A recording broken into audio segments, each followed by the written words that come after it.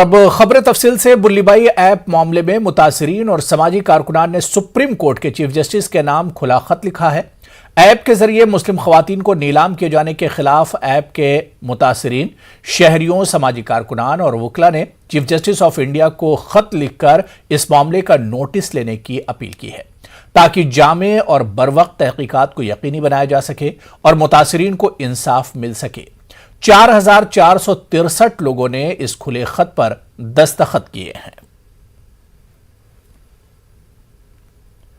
UP में corona की खतरनाक होती सूरत हाल के बावजूद योगी हुकूमत इलाहाबाद में माघ मेला कराने के अपने फैसले पर कायम है।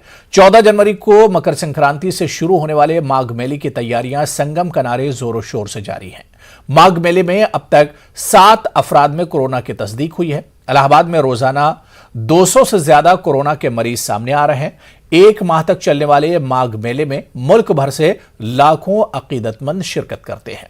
कोरोना की संगीन सूरत हाल को देखते हुए योगी हुकूमत पर माघ मेले को मनसूख करने का दबाव है। अगरचे योगी हुकूमत ने मेले के लिए कोरोना गाइडलाइन का ऐलान किया है, ताहम मेला इंतजामिया लाखों अफराद पर कोरोना गाइडलाइन का अमली निफाज कैसे करेगी, इसका जवाब खुद मेला इंतजामिया के पास नहीं है। मेला क्षेत्र में आने वाले सभी जो श्रद्धालु हैं, जो महात्मा हैं, जो संत हैं, उन सब के लिए एक विस्तृत एडवाइजरी मेला प्रशासन की तरफ से जारी की गई है। यहाँ जो भी आए वो दोनों लोग अपना डबल डोज का जो वैक्सीनेशन है वो सब लोग करके आएंगे तथा अपने 72 घंटे पहले की RT-PCR की जो नेगेटिव रिपोर्ट है वो लेके आएंगे। साथ ही साथ मेले में जो ऑलरेडी लोग आ चुके हैं उनका सबका हम लोग जो मेले से किसी भी तरह से जुड़े हुए हैं उनका सबका हम लोग नियमित रूप से उनकी जांच करा रहे हैं। यहाँ वैक्सीनेशन का भी पूरा कार्यक्रम चल रहा है प्रतिदिन पिछले 1 सप्ताह से, और हम लोग समय समय पर इसकी पूरी तरह से जागरूकता अभियान भी चलाए हुए हैं। इसके साथ ही साथ जो हमारे 15 प्रवेश द्वार हैं मेले के, उन सब में भी हम लोगों ने टीमें लगाई हुई हैं। जो मेला क्षेत्र में जो भी लोग आएंगे उनकी विस्तृत जांच हम लोग करके ही प्रवेश करेंगे। सूर्य नमस्कार के मामले पर अक़लियती तंजीमों ने अपना एहतजाज तो दर्ज कराया ही है। सियासी पार्टी के लीडरों ने भी सूर्य नमस्कार को दस्तूर के खिलाफ हुकूमत की एक साजिश बताया। बिहार में NDA की हुकूमत है, लेकिन JDU ने कहा है कि सूर्य नमस्कार किसी भी हाल में काबिल कबूल नहीं है। JDU MLC और पार्टी के कौमी जनरल सेक्रेटरी मौलाना गुलाम रसूल बलियावी का कहना है कि हुकूमत बुनियादी सवालों से बचने के लिए इस तरह के मुद्दे को लोगों के सामने लाती है। बलियावी का कहना है कि जो लोग सूर्य नमस्कार करना चाहते हैं करें, लेकिन मुसलमानों को इसके लिए मजबूर करना किसी भी हाल में मुनासिब नहीं। मौलाना गुलाम रसूल बलियावी का कहना है कि मुसलमानों का अकीदा अलग है, हम एक अल्लाह की इबादत करते हैं और करते रहेंगे। गवर्नमेंट इसके लिए नहीं होती कि किसको कौन सी इबादत करनी है। भाई जिसके मजहब में सूर्य नमस्कार इबादत है वो करे। हमारे मजहब में, इस्लाम में सजदा सिर्फ अल्लाह का होना है, न नबी का होना है, न रसूल का होना है, न पैगंबर का होना है, न औलिया का होना है, सिर्फ अल्लाह का होना है। तो जब हम ये बढ़िया से जान रहे कि हमारे मुल्क का जो आइन है वो आइन हर एक को अपनी मजहबी आज़ादी का हक दिया है और किसी पर कोई सरकारी या गैर सरकारी मशीनरी का इस्तेमाल करके मजहबी उमूर को रोकने की का दबाव नहीं बना सकता। चारों तरफ से मुखालफत हो रही। अब सीधी सीधी बात यही है कि मजहब पर्सनली इंसान की आज़ादी के ताल्लुक से रिश्ता रखता है और ये कतई तौर से बर्दाश्त नहीं किया जाएगा। किसी कीमत पर कोई भी मुसलमान का बच्चा सूर्य नमस्कार नहीं करेगा। वो अपने एक अल्लाह वहदहू ला। मध्य प्रदेश हुकूमत के जरिए कल यानी 12 जनवरी को स्वामी विवेकानंद की जयंती पर मुनक्किद किए जाने वाले सूर्य नमस्कार प्रोग्राम को लेकर मध्य प्रदेश में सियासी घमासान मचा हुआ है। मुस्लिम तंजीमों के जरिए सूर्य नमस्कार प्रोग्राम को लेकर जहां हुकूमत पर दोहरे मेयार अपनाने का इल्जाम लगाया जा रहा है, वहीं कांग्रेस ने भी कोरोना के बढ़ते कहर के बीच सूर्य नमस्कार प्रोग्राम के इनेकाद को मासूम बच्चों की जिंदगी के साथ खिलवाड़ किए जाने से ताबीर किया है। सूर्य नमस्कार प्रोग्राम पर जहां मुस्लिम तंजीमों के जरिए मुस्लिम बच्चों को जबरदस्ती शामिल करने का इल्जाम लगाया जा रहा है, वहीं बीजेपी ने मुस्लिम तंजीमों के इल्जाम को बेबुनियाद करार देते हुए दबाव बनाने वाले अफसरान के खिलाफ FIR दर्ज कराने का मुतालबा किया है। इस मौके पर हमारे नुमाइंदे मेहताब आलम ने समाजी तंजीमों और सियासी पार्टियों के नुमाइंदों से खास बातचीत की। मध्य प्रदेश में कोरोना के मामले हर रोज बढ़ते जा रहे हैं।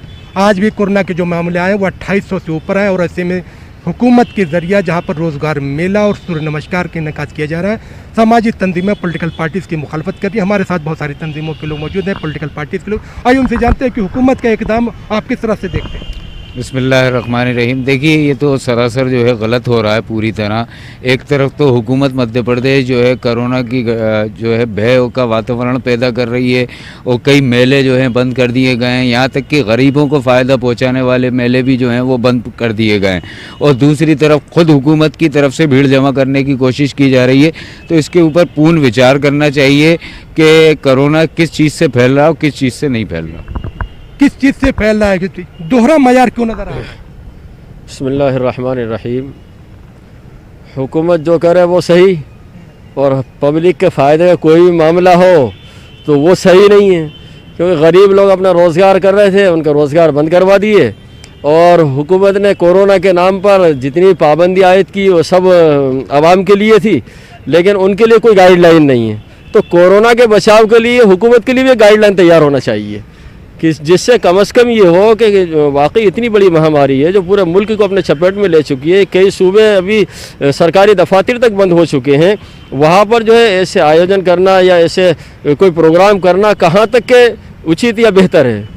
यहाँ पे सवाल सबसे बड़ा ये है कि जब हुकूमत खुद ये मान रही है कि कोरोना के मरीजों की तादाद में बहुत तेज़ी इजाफा हो रहा है और गाइडलाइन पे गाइडलाइन की बात की जा रही है, फिर सरकार अपने प्रोग्राम को लेकर संजीदा क्यों नहीं है। देखिए, मुख्यमंत्री जी गंभीर नहीं है इस मामले में। पिछले बार भी उन्होंने इसी तरह का परिस्थितियाँ निर्मित की थी। अब क्या ज़रूरत है छोटे छोटे बच्चों को सूर्य नमस्कार कराने के लिए, एक अपनी वाहवाही लूटने के लिए इतने बड़े आयोजन का करना।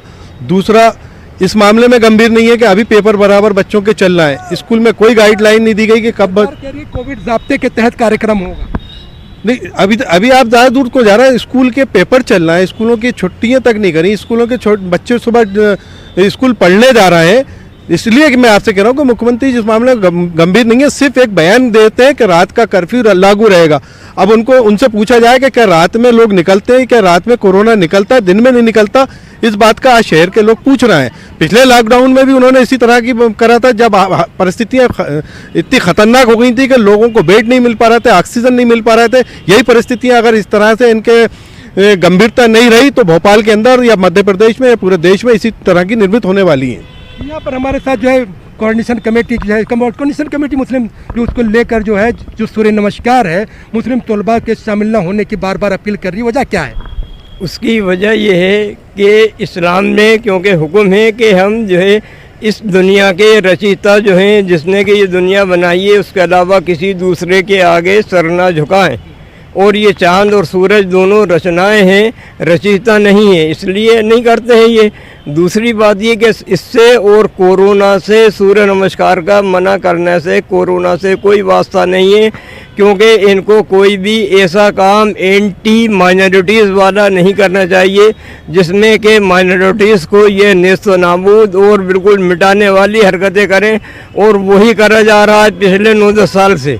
लेकिन यार सरकार तो कह रही कंपलसरी नहीं है। कंपलसरी नहीं है, सिर्फ बातों तक में नहीं है, लेकिन एक्चुअली जो पोजीशन है वो यही है कि महल्ले के बच्चों पर दबाव डाला जाता है उनकी टीचर्स के लिए, एडमिनिस्ट्रेशन के ज़रिए, कि वो they have to attend the school, कि वो स्कूल अटेंड करें और परफॉर्म करें वो सूर्य नमस्कार।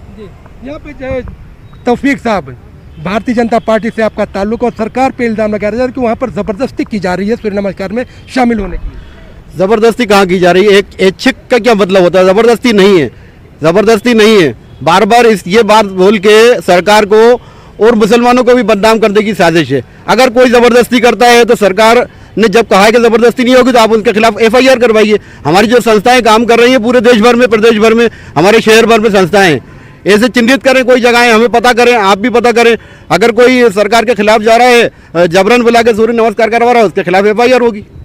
क्या परेशानी है FIR करवाने में? करवाएंगे हम। यहाँ पे जो सामाजिक संस्कृति में है, भारतीय जनता पार्टी के नुमाइंदे की बात करें, कांग्रेस की कोऑर्डिनेशन कमेटी, जमीयत उलमा, सद्भावना मंच, सभी लोगों का कहना कि हुकूमत को जो अगर प्रोग्राम करना है तो प्रोग्राम करें, लेकिन कोविड के ज़ाब्ते की जो बात है तो दोहरा मयार नहीं होना चाहिए। वहीं पर जो इस तरह की शिकायतें आ रही हैं कि सूर्य नमस्कार में ज़बरदस्ती शामिल होने के लिए दबाव बनाया जा रहा है, वहाँ पर ये बात भी सामने आ रही है कि अगर ऐसा कहीं पर किसी अफसर जरिए किया जा रहा है तो उसके खिलाफ FIR की जानी चाहिए। कैमरामैन मोहसिन खान के साथ मेहताब आलम, न्यूज़ 18 उर्दू, भोपाल। चलिए यहां पर रुकेंगे फिलहाल छोटे से ब्रेक के लिए।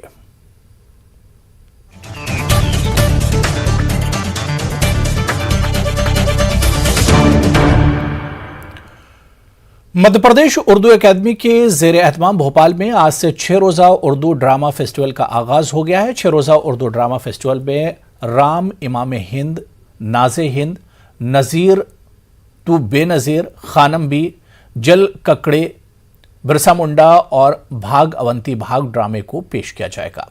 भोपाल रविंदर भवन में मुनक्किदा उर्दू ड्रामा फेस्टिवल का आगाज मुमताज़ आदिवासी मुजाहिद आज़ादी बिरसा मुंडा के तहरीक आज़ादी की कुर्बानियों को लेकर पेश किया गया। ड्रामा फेस्टिवल का मकसद उर्दू के ड्रामों को आम करना और नई नस्ल को उर्दू ड्रामों से मुतारिफ कराना है। देखिए, मध्य प्रदेश उर्दू अकादमी का एक रेगुलर ये प्रोग्राम है उर्दू ड्रामा फेस्टिवल। 6 ड्रामे इसमें हम लोग पेश करने वाले हैं। मकसद इसका सिर्फ यही है कि जो थिएटर से और ड्रामे से जुड़े हुए फ़नकार हैं, एक तो उनको स्टेज फराहम हो, और जो ये एक हमारी बहुत ही रिच रवायत है थिएटर की और ड्रामों की, इसको हम कायम रखें और दूर तक ले जाएं। साथ ही तहरीक आज़ादी का जो हमारे यहाँ फ़िक्शन में भी और उर्दू ज़बान अदब से जुड़े हुए हर सिन्फ में और फ़न में काम हुआ है, वो भी हम दुनिया के सामने लेकर आएँ। उर्दू ड्रामे में भी बहुत से ड्रामे जद्दोजहद आज़ादी पर, तहरीक आज़ादी पर मबनी हैं, तो कोशिश ये कर रहे हैं कि हर तरह की थीम इसमें शामिल हो और हम अपने अमृत महोत्सव में भी अपनी जो भूमिका है, अपना जो किरदार है, वो अदा कर सकें। सर, बिरसा मुंडा का एक संदेश है और आज़ादी में उनका काफ़ी अच्छा योगदान रहा और हम खुशनसीब समझता हूँ मैं ख़ुद को कि उनके प्ले में मुझे एक नरेटर, स्टोरी टेलर का रोल करने के लिए मिल रहा है। साथ में मैं अंग्रेज़ों के साथ मिला हुआ एक दरोगा भी हूँ, तो ये मुझे करने के लिए मिल रहा है। और ऊपर से आज देश में हमारे 75वां आज़ादी का अमृत महोत्सव मनाया जा रहा है, उसके अंतर्गत हमें ये ड्रामा करने के लिए मिल रहा है। खास मेन संदेश उनका है कि जो चिंतन था उनका देशभक्ति को लेकर, तो उसका परिवर्तन कैसे किया उन्होंने लोगों में, जनता में, उस समय की भीड़ में, समाज में उनने बदलाव जो दिखाया चिंतन के जरिए। मतलब लड़ाई तो हर फ्रीडम फाइटर ने लड़ी है, पर इनका चिंतन भी था एक, तो वो चिंतन हमने प्रमुख इस नाटक में रखा है। किसी तरीके की कोई फाइटिंग सीन नहीं है उनका कि जहाँ उन्होंने लड़ाइयाँ लड़ी हैं, हमने कुछ नहीं दिखाया है, सिर्फ चिंतन खास मकसद था हमारा दिखाने का।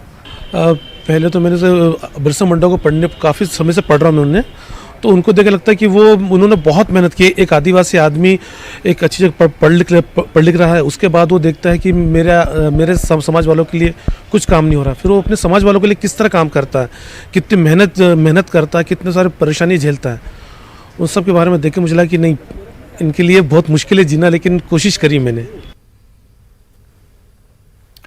आगे बढ़ेंगे। दुनिया में और बिलखुसूस हिंदुस्तान में जिस तरह से ग्लोबल वार्मिंग का खतरा मुसलसल बढ़ता जा रहा है, इससे बचने के लिए ग्रीन एनर्जी की तरफ जाना बहुत जरूरी हो गया है। यह कहना है अलीगढ़ मुस्लिम यूनिवर्सिटी के इलेक्ट्रिसिटी डिपार्टमेंट के MIC डॉक्टर मोहम्मद रेहान का।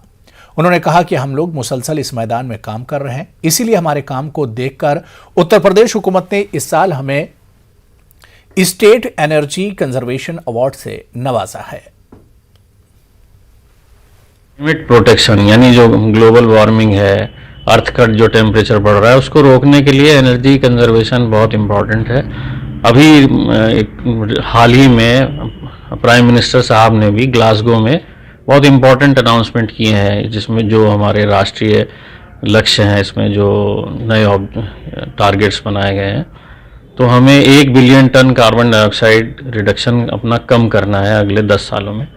उसमें इलेक्ट्रिक एनर्जी का बहुत इम्पॉर्टेंट रोल है। उसमें हम 2 तरह से काम कर रही है यूनिवर्सिटी पिछले कई सालों में। हमने सोलर एनर्जी को बहुत बड़े पैमाने पे इख्तियार किया है, प्रमोट किया है। दूसरा उसमें है एनर्जी कंजर्वेशन, यानी हम एनर्जी एफिशिएंसी को बढ़ावा दे रहे हैं। हमने एलईडी लाइटिंग को पूरे कैंपस में बड़े पैमाने पे अडॉप्ट किया और हमने एयर कंडीशनिंग को एफिशिएंट तरफ ले गए हैं। और दूसरा एक पार्ट रहा है हमारा इसके बारे में जानकारी लोगों को देना, उनको जोड़ना, एक मुहिम चलाना, वो भी इस एवेल्युएशन का पार्ट था। तो हमने उसमें भी काफ़ी काम किया है कि लोग इससे जुड़ें और अपना रोल प्ले करें। तो ये सब हमारे पिछले कुछ सालों के वाइस चांसलर साहब की लीडरशिप में, क़यादत में, गाइडेंस में ही हम काम कर रहे हैं और इसमें अच्छे नतीजे हमें मिले और हम इसे आगे कंटिन्यू करेंगे और अच्छा बेहतर। कोरोना के दौर में वक्फ इदारे अपनी आमदनी का 30% हिस्सा फलाही समाजी कामों पर खर्च करें। बेंगलुरु में कर्नाटक वक्फ बोर्ड के चेयरमैन मौलाना शाफई सईदी ने यह बात कही। मौलाना ने कहा कि वक्फ बोर्ड में खाली 44 असामियों की तकर्री को हुकूमत ने मंजूरी दी है। साथ ही मौजूदा अमले की तरक्की और ट्रांसफर के काम पर भी शुरू हो चुके हैं। चैरिटी करने का हमें सर्कुलर ये कर रहे थे, फॉलो अप नहीं हो रहे, इसलिए नया सर्कुलर हमें पूरा हमारा इदारे को भेज रहे। ये कंपलसरी 30% हमारा कम्युनिटी को वेलफेयर एंड चैरिटी करना जरूरी है। सेकेंड वन प्रमोशन, 4 साल से पेंडिंग था प्रमोशन हमारा स्टाफ का, आज प्रमोशन भी दे रहे। और कुछ लोगों का कहना यह था हमारा ट्रांसफर नहीं हो रहा है, सालों से एक ही जगह में बैठ के जरा करप्शन कर रहे, करप्शन कर और एनक्रोचर्स का साथ हमारा ऑफिसर्स मिलजुल के करके, इसलिए ट्रांसफर का भी कार्रवाई शुरू करे। स्टाफ का रिक्रूटमेंट पेंडिंग था, अभी तो गवर्नमेंट ने रिक्रूटमेंट को अप्रूवल करे। अभी 44 FDA 11 FDA, SDA 23 और ऑडिटर्स 5, सर्वेयर 5, ये तो टोटल ये के 40 पर ये 44 हमारा स्टाफ का रिक्रूटमेंट का भी अप्रूवल हो चुके हैं। वक्फ बोर्ड के चेयरमैन और कांग्रेस के सीनियर लीडर वजाहत मिर्जा ने अकोला में अक़लियती तालीमी इदारों के जिम्मेदारों से मुलाकात की, जिसमें इन इदारों के मुख्तलिफ मसाइल पर तबादला ख्याल किया गया। अकोला में अक़लियती तालीमी इदारे मुख्तलिफ किस्म की परेशानियों से दो चार हैं। हुकूमत की तरफ से इन इदारों के मसाइल को हल करने की तरफ तवज्जो नहीं दी जा रही है, इसलिए इदारों ने मुश्तरका तौर पर कोशिश करने का फैसला किया है। इस सिलसिले में अकोला के मुगल नेशनल उर्दू स्कूल में एक प्रोग्राम का इनेकाद किया गया। प्रोग्राम में कांग्रेस लीडर वजाहत मिर्जा ने शिरकत की। अक़लियती इदारों के जिम्मेदारों ने वजाहत मिर्जा के सामने तफसीलात रखी, जिसमें वजाहत मिर्जा ने इन मसाइल को हुकूमत तक पहुंचाने और इसका हल करने का यकीन दिलाया। जिम्मेदार विदर्भ अल्पसंख्यक शिक्षा महासंघ, उसके तहत हमने एक मीटिंग रखी। इसके अंदर अल्पसंख्यक की जितनी भी हमारी माइनॉरिटी की जो मसाइल है उसको हमें हल करने के लिए इनके पास हमने निवेदन दिया। हमारी अल्पसंख्यक जिस स्कूलें हैं उसके अंदर कई प्रॉब्लम्स है, इस पर आने के लिए वो हमारे पास आए और आने वाले वक्त में वो हमारे मसाइल हल करेंगे, ऐसी उनसे उम्मीद है। अल्पसंख्यक शैक्षणिक संस्थाओं की बहुत मसले मसाइल हैं और ये मसले के बारे में मशवरा करने के लिए इसको किस तरह से हल किया जाए। कर्नाटक में हिंदी और उर्दू के मशहूर शायर शाद बागलकोटी के दोहों के मजमुए का इजरा अमल में आया। शिमोगा जिले के शिकारीपुर में कर्नाटका उर्दू चिल्ड्रंस एकेडमी के तहत तकरीब मुनक्किद हुई। शायर अतफाल डॉक्टर अमजद हुसैन हाफिज कर्नाटकी के हाथों दोहों के मजमुए मक्की मदनी का इजरा हुआ। मरहूम शाद बागलकोटी की अहलिया दिलशाद बानो की कोशिश से ये किताब मंजर आम पर आई है। तकरीब में दिलशाद बानो को खुसूसी तौर पर तहनीत पेश की गई। डॉक्टर हाफिज कर्नाटकी ने कहा कि शाद बागलकोटी के दोहों के मजमुए दोहैन और दोहांजलि काफ़ी मकबूल हुए हैं। अब इनकी वफ़ात के बाद सीरतुन्नबी सल्लल्लाहु अलैहि वसल्लम पर मबनी दोहों की किताब मंजर आम पर आई है। तकरीब में प्रोफेसर सैयद शाह मदार अकील और दीगर ने अपने ख्यालात का इजहार किया। शाह साहब को हिंदी में बहुत ज़्यादा महारत थी और हिंदी के अच्छे गीत भी लिखते थे और वो उर्दू में गज़लें भी लिखे हैं, नातें भी लिखे हैं। मैं कह सकता हूँ और उससे भी ज़्यादा उनको वाकिफ़ियत थी और अरूज से बहुत वाकिफ़ थे, उस्ताद भी थे, अच्छे कह सकता हूँ कि बिल्कुल फनकार थे, सुलझे हुए थे। कभी मुशायरे में आते तो अपने दोहे ही पेश करते थे।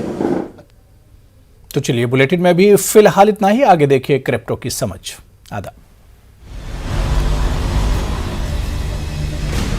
ज़ेड-पे and News 18 network present crypto की समझ। ज़ेड-पे और न्यूज़ 18 की पेशकश क्रिप्टो की समझ में आप सभी का बहुत स्वागत है। मैं हूं आपके साथ Vibha Upadhyay.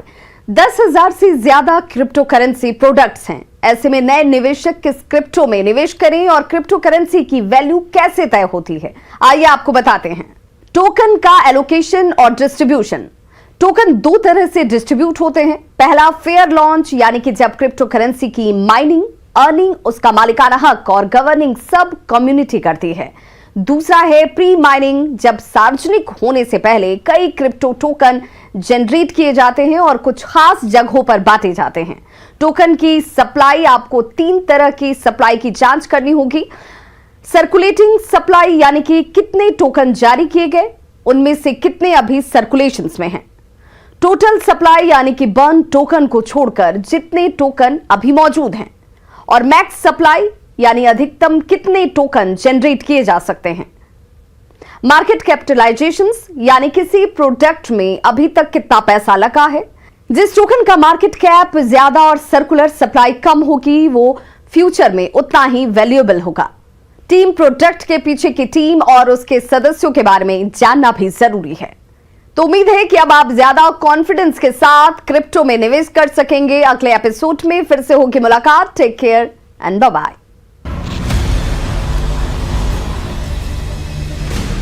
ज़ेड-पे and News 18 network present crypto की समझ।